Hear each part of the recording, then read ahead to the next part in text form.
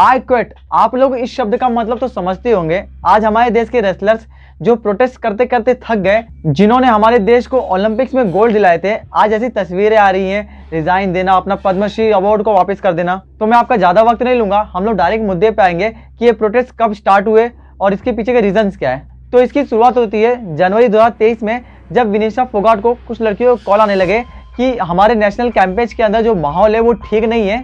तो उन लड़कियों ने कहा कि रेसलिंग फेडरेशन ऑफ इंडिया के प्रेसिडेंट बृजभूषण शरण सिंह ने उन्हें सेक्सुअली असॉल्ट किया है, जो बीजेपी के एक एमपी है उत्तर प्रदेश के गोंडा डिस्ट्रिक्ट से। बृजभूषण जब भी बाहर जाते थे कोई भी इंटरनेशनल कंपटीशन में, तो वो लड़कियों के फ्लोर पे रूम लेते थे, उसी सेम होटल में रूम लेते थे, और लड़कियों के साथ में जैसे ट्रैवल करना है, बस में करना है, तो उनके साथ बस में बैठते थे। लड़कियों को मतलब कंफर्टेबल बिल्कुल फील नहीं होता था। और ये रिसेंटली अभी 1-2 साल में ज़्यादा बढ़ गया था, मतलब कि जूनियर लड़कियों के लिए या जो अंडर 17 जो लड़कियां हैं उनके साथ में, तो वो बिल्कुल भी कंफर्टेबल नहीं रहती थी। लड़कियां रो रही हैं, एक साथ एक रूम में इकट्ठी होकर रो रही हैं, खाना नहीं खाने जा रही हैं, तो वैसे मेंटली टॉर्चर करते थे लड़कियों को, और लड़कियों को रूम में बुलाने की ट्राई करते थे कि सब कोई सिंगल लड़की रूम में आके उनसे मिले पर्सनल फेवर्स के लिए, और वो सब करके। तो वो ऐसी हरकतें उनके बहुत ज़्यादा लेवल। 7 रेसलर्स ने सेक्सुअल हरेसमेंट का केस किया था, जिसमें से एक माइनर लड़की भी थी, जिसके लिए रेसलर्स ने जनवरी 2023 में अपना प्रोटेस्ट स्टार्ट किया, जिसके अंदर बड़े बड़े रेसलर्स के नाम है, जैसे विनिशा फोगाट, बजरंग पुनेरिया, साक्षी मलिक। और प्रोटेस्ट के 3 दिन बाद ही सरकार ने एक कमेटी बनाई, आउटसाइड कमेटी,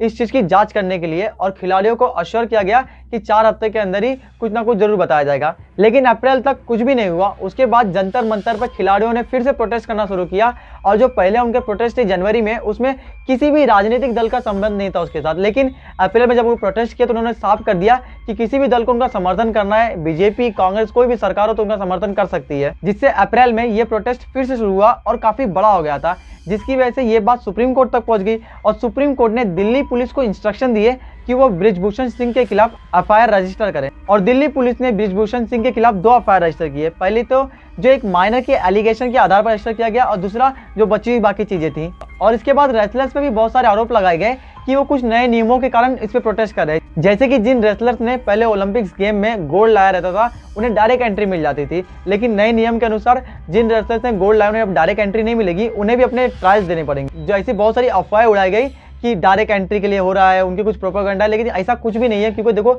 जो भी रेसलर अगर इंटरनेशनल खेलने जाएगा, किसी भी स्टेज पे खेलने जाएगा, तो वो बहुत कैपेबल होता है, और उसके लिए ये ट्रायल्स देना कोई बड़ी बात नहीं है। ये तो बस अफवाह फैलाई जा रही है। तो चलिए अभी मैं आपको ये बता देता हूँ कि बृजभूषण सिंह कौन है। लखनऊ से कुछ ही घंटों की दूरी पर एक गोंडा डिस्ट्रिक्ट है।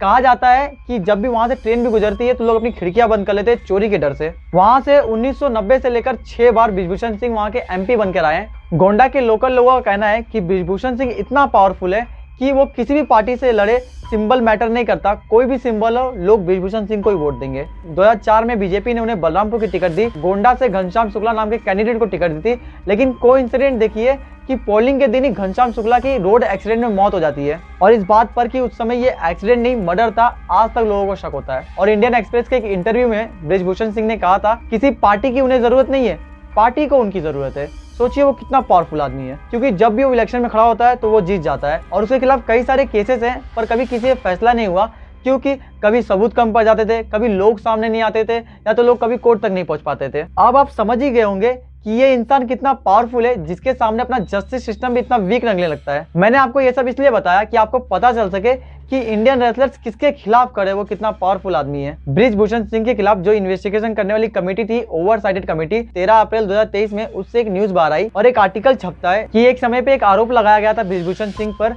कि उन्होंने फीमेल फिजियो से पीठ पे मसाज के लिए पूछा था, अपने बैक पेन को ट्रीट करने के लिए बुल्गारिया के कंपटीशन में। लेकिन जब इस ओवरसाइटेड कमेटी ने हियरिंग के लिए उस सेम फिजियो को बुलाया, तो उसने इस बात के लिए सीधा मना कर दिया कि ऐसा कुछ भी हुआ था। उसने कहा कि बृजभूषण सिंह ने बस पेन किलर के लिए पूछा था। और बात फिजियो की, जब उनसे पूछताछ का मामला आया तो फिजियो ने मना कर दिया कि नहीं, उन्होंने तो सिर्फ टैबलेट मांगने के लिए बुलाया था। ये कारण इसलिए है क्योंकि वो कहीं ना कहीं डर चुके हैं, उनको डराया जा चुका है कि आप अगर प्रेसिडेंट के खिलाफ बोलोगे तो आपको मरवा दिया जाएगा, या जो भी वो थ्रेट करते हैं, जो हमेशा। कमेटी ने कहा कि कोई बड़ा एविडेंस नहीं मिला जिसकी वजह से बृजभूषण सिंह के खिलाफ कोई भी आरोप साबित हो सके। और बृजभूषण सिंह इतना पावरफुल आदमी है और इतना दबंग आदमी है, जैसे आपको पता है कि यूपी में जो ज्यादा पावरफुल होता है, जितना बड़ा गुंडा होता है उतना बड़ा वो नेता होता है। डर के कारण, फैमिली के कारण लोग ब्रिजभूषण सिंह के खिलाफ खड़े होने के लिए भी डरते हैं। तो मैंने आपको रिकैप करवा दिया कि क्या हुआ था और ब्रिजभूषण सिंह कौन है। तो अगर आज फिलहाल में जो आपने तस्वीरें देखी रहेंगी फेसबुक पर या तो अपने किसी भी सोशल मीडिया साइट्स पे, तो उसको मैं साफ कर देता हूँ कि आखिर वो क्या है। रेसलिंग फेडरेशन ऑफ इंडिया के जो हेड है ब्रिजभूषण सिंह, हाल ही में चुनाव हुआ था जहां पर संजय सिंह को अध्यक्ष बनाया गया, जो ब्रिजभूषण सिंह के काफी अच्छे दोस्त हैं। संजय सिंह ने एक निर्णय लिया राष्ट्रीय कुश्ती चैंपियनशिप को लेकर, जिसमें कुश्ती की एक चैंपियनशिप थी जिसे आयोजित किया जाने वाला था। और इस चैंपियनशिप को आयोजित कहाँ किया गया? उत्तर प्रदेश के गोंडा के नंदिनी नगर में, जहां से ब्रिजभूषण सिंह आते हैं। और इस आयोजन की खबर पड़ते ही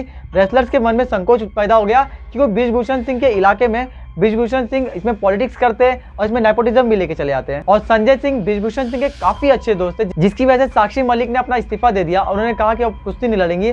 और बजरंग पूनिया ने अपना पद्मश्री अवार्ड को भी वापस कर दिया, पीएम आवास के सामने रख दिया फुटपाथ पर।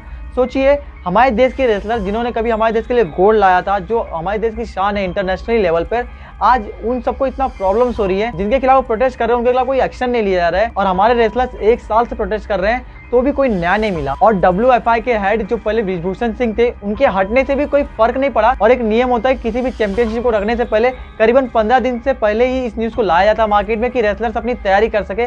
लेकिन ये न्यूज 21 तारीख को ही बाहर आई कि एक चैंपियनशिप होने वाली है गोंडा में, और खेल मंत्रालय ने इस पर रिपोर्ट मांगी और WFI को रेस्टिगेट कर दिया। और हमारे खिलाड़ियों की ये मांग थी कि जो WFI की हेड हो एक महिला हो और जो स्पोर्ट्स से बिलोंग की हो, जिससे उसको पता हो कि एक स्पोर्ट्समैन को कितनी प्रॉब्लम्स होती है और कौन से उसके सॉल्यूशंस है, ना कि कोई पॉलिटिशियन। तो दोस्तों, अभी तक आप समझ ही गए होंगे कि ब्रिजभूषण सिंह कितना पावरफुल है और हमारे देश के रेसलर्स क्यों प्रोटेस्ट कर रहे हैं, इसके पीछे रीजंस क्या है।